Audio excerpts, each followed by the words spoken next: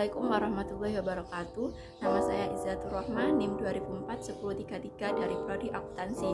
Di sini saya akan melanjutkan mereview untuk bab 9 dan 10 dari buku Membumikan Khutbah Jumat, Pendekatan Teoritis dan Praktis yang ditulis oleh Bapak Ali Sodikin dan Al Fauzan.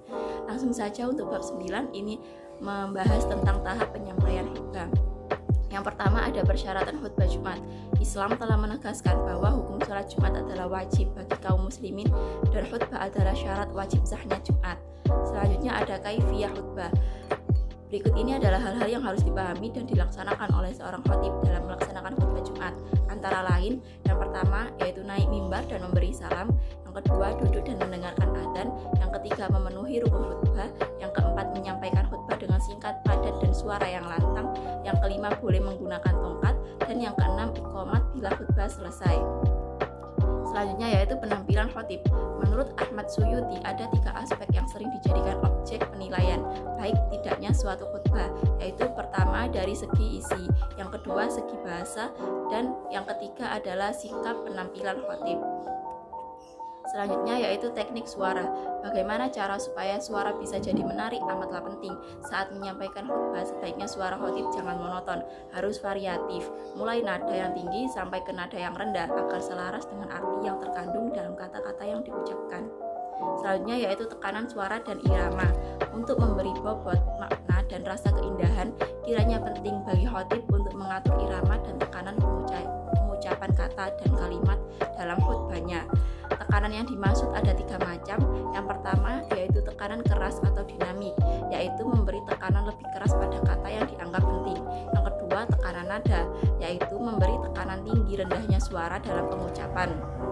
Dan yang ketiga yaitu memakai tekanan tempo, dapat mengatur lambat dan cepatnya pengucapan kata demi kata dalam kalimat. Selanjutnya yaitu gaya dan langgam retorika khutbah. Khatib harus mengetahui dan menguasai aneka gaya dan langgam pidato.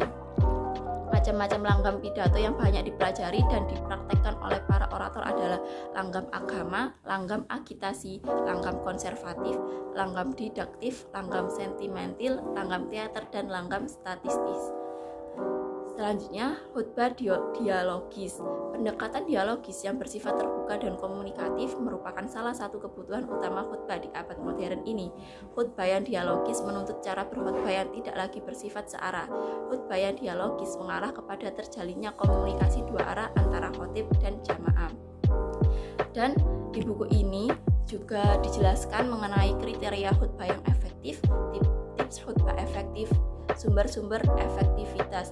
Jadi untuk lebih jelasnya lagi dan untuk lebih lengkapnya bisa dibaca di dalam buku ini. Langsung saja ke bab 10 yaitu membahas tentang pernak-pernik khutbah.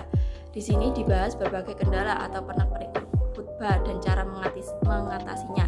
Seperti yang pertama keluhan jamaah, yang kedua tidur ketika khutbah, yang ketiga problem khatib pemula, yang keempat anak kecil yang ramai, yang kelima ber-WA ria, yang keenam ngobrol dengan teman, yang ketujuh mengulur waktu datang ke masjid sehingga datang khatib naik mimbar, yang kedelapan beberapa kesalahan jamaah makmum, yang ke-9 khutbah yang berisi cacian, yang ke-10 dakwah yang hilang kesantunan, yang ke-11 kesalahan paradigma khutbah, dan yang ke-12 transaksi jual beli ketika khutbah berlangsung.